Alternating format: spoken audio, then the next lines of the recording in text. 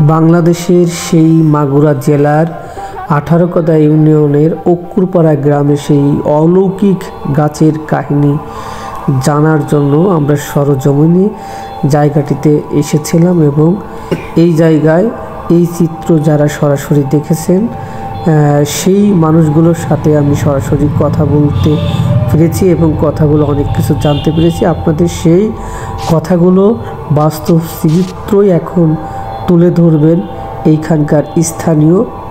বলেন জিন্না মোল্লা। বলেন একটু প্রথমের থেকে আমাদের একটা মামাতো ভাই বার রবিবার গাছ বিক্রি হয়, কথাবার্তা কামার বাড়ির মোড়ে হয়। আমাদের কামার বাড়ির মোড়ে গাছ 18,000 টাকা বিক্রি হয়।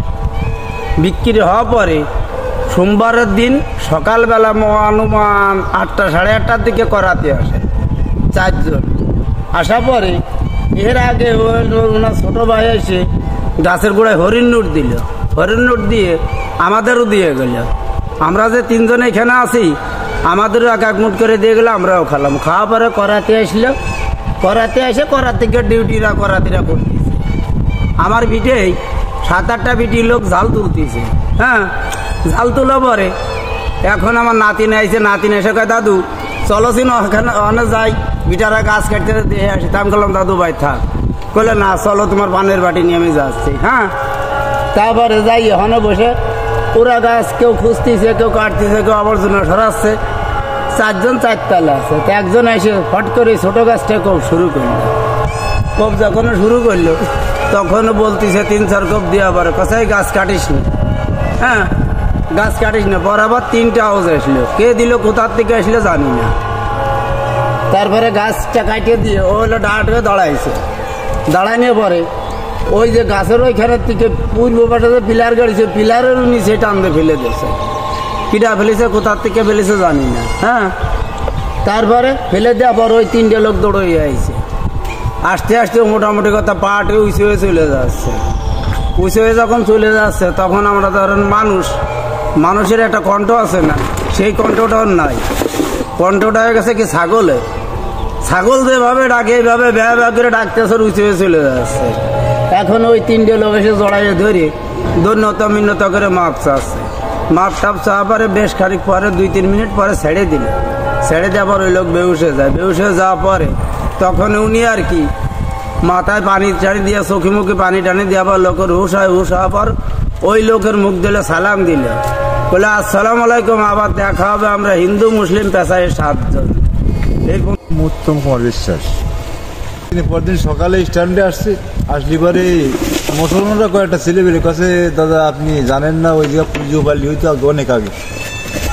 তাই বললাম যে আমি তো জানিনি, আমার কাছে বলুনি। তারপরে আপনার ওই সময় শুনি আর কি ছোটো ভাই পাঠালাম আজ থেকে অরণ্য আনতে। আর ছোটো ভাই অরণ্য নিয়ে আসার পরে আমি গেলাম ল্যাংটা বাবার আশ্রম অরণ্য দিয়ে, বুঝছেন। আর ও আসলো ওইখানে ছোটো ভাই আর নাসির। আসার পরে অরণ্য দিয়ে যাওয়ার পর আমার বাড়ি ওরা গেলে আর আমি চলে গেলাম আজ থেকে এসে। আর ওরা তখন গাছ কাটতে চলে আসি। কারণ গাছ কাটতে চলে আসলি বাড়ি গেলি পরে মানে শুরু হয়ে গেছে অ্যাকশন। আমি গেলাম মোটরসাইকেলটা কিনেছি, বুঝছেন, শ্রীপুরি। এই মোটরসাইকেল আনতে যাচ্ছি, পদেরতে ফোন করলো ছোটো ভাই যে বাড়ি আমার ছেলে এরকম মানে দাদা ব্যবহার করছে আমার সাথে, এরকম টাকা চাচ্ছে, এখনই টাকা দিতে হবে। তা আমি বলছি কী করিস, ব্যবহার দাদা করবি কারণটা কজে তোর যেটা এসে টাকা দিবে না। পরে এখন ওই কথা পোলা পরে আমি ভালো শুনতে পাচ্ছি না। বললাম যে কজে তো যেটা এসে টাকা দিবেন পরে। তারপরে ও আর কি ওই রাগারাগি করে বাবার সাথে মোবাইল একটা 16,000 টাকার মোবাইল ভাঙিছে, বুঝছেন। 16,000 টাকার মোবাইল ভাঙিছে। তারপরে ওর সার্টিফিকেট, অনার্সের সার্টিফিকেট উড়াইছে। তারপরে কইছে আমি এখনই টাকা নেবো, গরু খুলে নিয়ে বেঁচতে হচ্ছে। এই সময় লোকজন এই টাকাইছে, বাড়ি পাশের লোকজন, বুঝলেন। তারপরে আমি আসি, তখন আমি সন্ন্যাসীতলা আসছি। এর মাঝেও ফোন দিয়েছে নাসির যে গাছ কাটতে পারছে না, ওর গায়ে তো কিরম জ্বালা যন্ত্রণা হচ্ছে। মানে থাকতে পারছে না, গায়ে বল পাচ্ছে না খুব। যা আমি বললাম কি কোষ গাছ কাটাতে পারছে না কি দেখি কোষ, আমি তো বুঝলাম না ব্যাপারটা। যদি ল্যাংটারানে ওর বড় ভাই কইছিল আমি 3 ভাগের 1 ভাগ টাকা ল্যাংটারানে ঘাটে দেবো, এই যে ঘাট করতেছে এবার আমরা বুঝছেন ল্যাংটা বাবার আশ্রমে। তা আমি বললাম ল্যাংটা বাবার আশ্রমে যখন দেবে তখন তো এত ভয় পাওয়ার কিছু নেই, যদি পুজো পালে আগে হয়েও থাকে।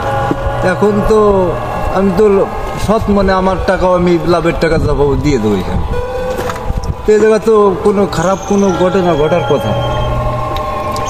তারপরে কুলো যে আবার ফোন করে কুলো দাদা তুই করে তাড়াতাড়ি আয়, গাছ কাটতে পারছে না তাড়াতাড়ি মরিয়ে গেলি।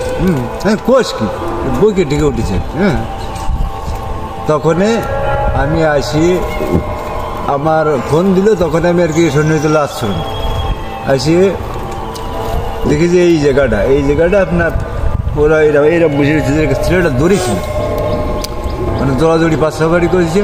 ওই যখন ধরে আমি শুনলাম বললো যে আমি একবার আমরা ওই সালাম টালাম করে আসছি, যে আসিয়ে তারপরে আবার কি বন্ডাইছে ব্যানের কাছে আসে আর ওরা ফেরত গেছে।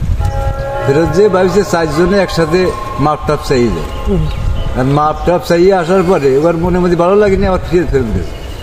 মাপ টাপ চাতিয়ে দিয়ে আর কি ঘটনা ঘটেছে, মানে ওই যে ছেলেটা গাছে ওঠে ওই ছেলেটার বুড়া টান দিয়েছে গাছে তুলিয়ে নিয়ে যাবে। তখন ওরা যে মোটা ছেলেটা ওইটি ধরেছে মাথা ধরে ঠেকাতে পারিনি, তাও ওরা 2-3 জন ধরেছে, তাও জড়াজড়ি পাশাপাশি করতেছে, এদিকে আরও 2 জন এই জায়গায় ছিল।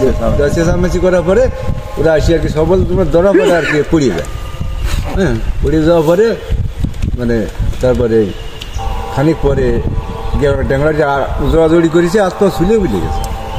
তারপরে আর কি জ্ঞান ফেরার পর ওই সালাম দিয়েছে, উনি নিজেগুলো যে আমি জ্ঞান হওয়ার পর নিজেই সালাম দিয়েছে, এই কথাই বলি।